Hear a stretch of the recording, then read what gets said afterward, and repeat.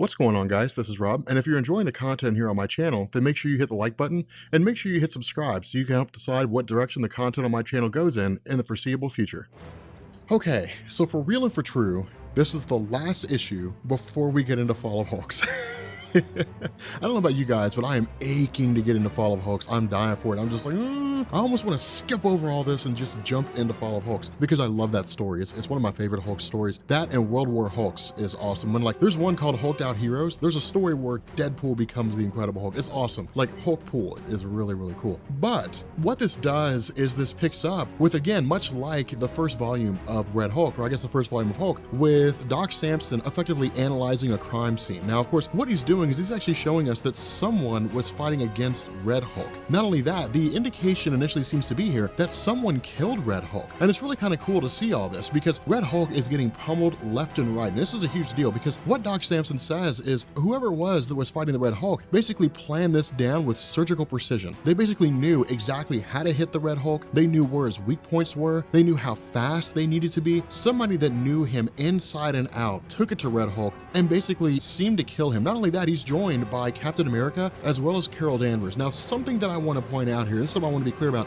This is not Captain America, Steve Rogers. This is still Bucky Barnes. Now, we'll get to that a little bit more here in a second, but as they're going through and they're analyzing the crime scene, suddenly the entire story is turned on its head and we learn this is General Thunderbolt Ross that's wearing what's basically the Redeemer armor. Now, this is armor that was created by S.H.I.E.L.D. for the sole purpose of defeating the Incredible Hulk. Now, it's not the first time something like this has popped up. In the realm of Marvel Comics, there have been all kinds of weapons that have been used to either contain or kill the Hulk. For example, the Hulkbuster armor of Tony Stark is the most popular. Of course, Tony Stark also has Phoenix Buster armor and Thor Buster armor. There's all kinds of different armors out there that are designed to serve the purpose of defeating extremely powerful enemies. But what Doc Samson also tells us is that while General Thunderbolt Ross had the Red Hulk at his mercy, the mistake that he made was basically revealing himself. The mistake that he made was showing his identity and effectively being arrogant. And the result of this was that Red Hulk lashed out and killed General Thunderbolt Ross. Now, this was crazy when it happened. I was like, oh my God, because I thought it was General Thunderbolt Ross. The whole time I was like, well, Red Hulk's gotta be General Thunderbolt Ross. I mean, who else is it going to be? You know, it's gotta be him. You know, it has to be him. But then to turn around and see General Thunderbolt Ross killed by the Red Hulk, I was like, well, there goes that theory. Now again, touching back into Captain America, something that I want to point out here is that Steve Rogers is still back. He's returned from time displacement, which, you know, Marvel basically brought him back from. It's kind of weird, but his return is one of the, it's shameful. I almost kind of wish he'd stayed dead, to be honest. But then again, we wouldn't have Hydra Captain America, and that would have been disappointing because Nick Spencer, your writing is amazing. But because of the fact that the mantle of Captain America was basically passed on to him after Steve Rogers died, Marvel was still trying to figure out what they wanted to do because this was really the only thing that Bucky Barnes could do. I mean, it was one thing for Ed Brubaker to bring him back and blow everyone's mind when Sharon Carter, you know, there's that classic image, that iconic image when she's like, I think it's Bucky, and it's officially the return of Bucky Barnes. It was one thing to do that. It was another to say, okay, what next? What do we do next?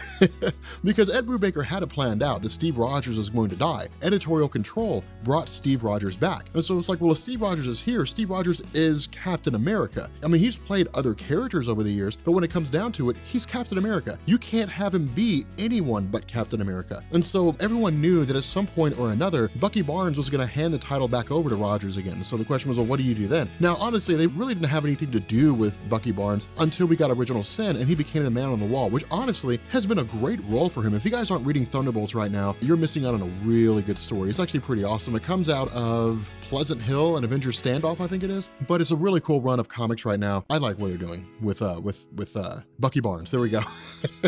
My mind went blank for a second. But what this does is this kind of jumps forward to the funeral of Thunderbolt Ross. Now, this is not an essential part of Fall of Hulks. It's not the most necessary thing, but I did this and I'm bringing you this for what happens at the end. Now, what takes place here is pretty straightforward. It's pretty self-explanatory. General Thunderbolt Ross has a huge history in Marvel Comics. He's been around for quite some time. Now, keep in mind, while this is going on, Hickman's Fantastic Four is taking place. And that's one of the reasons why the Fantastic Four aren't really here in the traditional sense. I mean, you have them that are kind of stopping in for a second to say, yeah, you know, we know General Thunderbolt Ross, but it's one of the things that fills in the holes of what were they doing while Fantastic Four was going on under Hickman's run? What were some of the things that were taking place? It's honestly, that's why they're kind of here, then they're gone all of a sudden, is because they're literally out having to deal with the Mad Celestials. But the cool thing here is that it's essentially us being able to see this instance of how influential Thunderbolt Ross was in the lives of Marvel superheroes. That's why I say Jeff Loeb is pretty good when it comes to doing things like this. Of course, we still have Steve Rogers here, but we also have Rick Jones, we have Doc Samson that kind of opens up the ceremonies by talking about his experience with General Thunderbolt Ross, and it's really everybody just sort of chiming in. Now, of course, we do sidetrack for a second, and we are taken back to the Intelligencia, and we basically have Red She-Hulk watching all these events unfold, but we also find out that Red She-Hulk's been joined by Lyra, by the future daughter of the Incredible Hulk, who's basically been yanked back to this time period. Now, the reason why she's included here is because with this being Fall of Hulks and World War Hulks, Jeff Loeb basically had to grab all these different versions of the Hulks. Really, Jeff Loeb and Greg Pak had to grab them all from every conceivable possibility, with the exception of those who were like alternate universes. So like Maestro doesn't really count, but he was grabbing all these different versions of the Hulk and bringing them into one location. And so it makes sense that we would see this, especially once we get into Scar, the son of Hulk. But it's really just a little bit of infighting here between Red She-Hulk and Lyra, who's really like Savage She-Hulk. But there's a little bit of infighting, nothing too major, but these two characters will play important roles later on. So it's cool that Jeff Loeb is kind of setting the seeds there. But again, you know, we really get like Colonel Savage, you know, we get a few people here and there who are coming in and offering their own discussions. The real kicker though comes into play when we get, I would say, Thing, you know, Ben Grimm. We'll get, you know, Bruce Banner here in a second, but Ben Grimm offers some cool exposition here, because what he basically says is General Thunderbolt Ross is the reason why we fought the Incredible Hulk for the first time. And that's really how it is. Like I said, you know, in the last video, we talked about the Fantastic Four being this proving ground for introducing new characters. The Incredible Hulk was introduced outside of the Fantastic Four. He was introduced in his own run, but again, the Fantastic Four is how you boosted the popularity of stuff. And because of the fact that the Incredible Hulk had always kind of been struggling in the realm of Marvel Comics, it made sense that right off the bat, he'd go against the X-Men, he'd go against the Fantastic Four, you know, he'd go against some of the most prominent members of Marvel's landscape in order to make sure that he was popular in the eyes of fans. And that's what Ben Grimm says. You know, Ben Grimm basically says, hey, look, General Thunderbolt Ross had an obsession with the Incredible Hulk. It literally dominated his life. He's the reason why we first encountered the Incredible Hulk. But what Ben Grimm also says is because of the fact that General Ross was so obsessed, it ultimately led to us not really viewing the Hulk as a friend per se, but understanding the struggle between Bruce Banner and the Incredible Hulk. That it wasn't just some black and white thing. It wasn't like the Hulk's a bad guy and we have to defeat him. That it was a lot more complicated because the Hulk was so human. Bruce Banner is such a normal human being that they had to reconcile the differences between the two. Now, following Ben Grimm's bit of an explanation, we then get Bruce Banner. And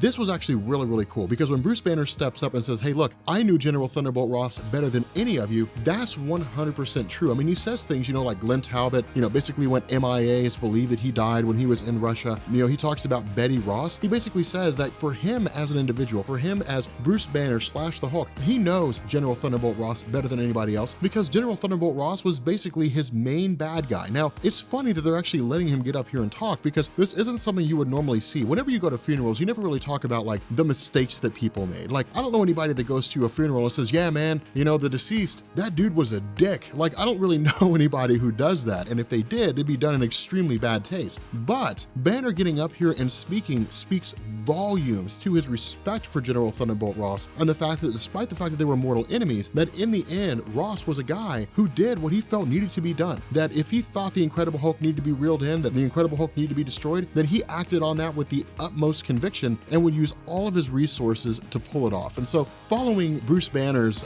bit of a statement here, we basically go out and of course he gets the 21 gun salute, that kind of thing. The flag is folded and so on and so forth. But then we actually pick up with the Arlington National Cemetery later on that night, and we get Betty Ross. Now remember, in the last video that we had talked about, this is why I say the ending is so important here. In the last video that we had talked about, we had basically run over the history of the Intelligencia. Betty Ross was in stasis, and so somewhere along the line, she'd been taken out of stasis, been revived, and she's now back out here. Not only that, she's working alongside Glenn Talbot, and so now it means that Glenn Talbot's here. And so what Jeff Loeb is doing is he's really building this mystery. He's saying, one, if everybody thought that Glenn Talbot is dead, then why is he alive? Two, if Betty Ross had effectively been killed by Abomination when he had sped up the poisoning that she was exposed to due to the fact that she spent so much time with the Incredible Hulk, then how did she come back to life? How does all this work? You know, what's going on here? And so it creates a really, really cool situation. Not only that, when we jump back to the Intelligencia, there's a lot of arguing and a lot of infighting going on between MODOK, between the leader, between Doc Samson, because what they're basically saying is the Red Hulk was supposed to be on their side. But if Red Hulk killed General Thunderbolt Ross, then it means the Red Hulk's not on their side. Now keep in mind, in the video that we had talked about, we had done, you know, the whole thing of Red Hulk going against Wolverine and X-23 and all that kind of stuff. We had talked about how when Red She-Hulk Hulk was introduced, that she was sent by the Intelligencia because of the fact the Red Hulk had gone off the reservation. He was supposed to be there to help them carry out their own aims, and instead, the Red Hulk became obsessed with destroying Bruce Banner. And so because Red Hulk had essentially gone rogue, the Intelligencia didn't quite trust him. What they're saying now is their plan to reel him back in or else destroy him has ultimately failed, and he's basically turned against them with the intention of bringing them down. And so what MODOK says is what he's looking for is infighting. What the Red Hulk is trying to do is to spur infighting because it's a smart strategic move. That's what Napoleon would do. Napoleon would go in, he would basically start civil wars in countries, weaken their social economic system, and then conquer it. That's how he would expand his empire, and it's a great maneuver to have. Weaken people from the inside out to the point that they can't sustain any real measure of a battle, and then conquer them. But the idea is that because of the fact that MODOK is so intelligent, because MODOK is such a formidable leader in his own right, he basically says, we need to calm down. What we need to do is regather ourselves. If he's coming after us because he believes that he can break us apart, then what we need to do is we basically need to step in and we need to try to find a way to eliminate him so this doesn't become a problem. And so what happens is we basically pick up in a cave. And what we learn is that Red Hulk is still alive. Red Hulk's talking to some unknown person, effectively a person that he's forged an alliance with. And we learn that he's basically working with Bruce Banner. And so that's why I say this is crazy. Things are getting wild because now we have an alliance between Bruce Banner and Red Hulk. And so it's super cool.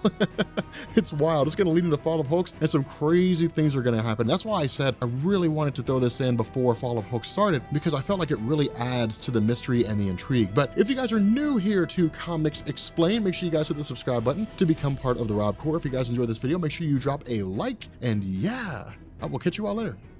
Peace.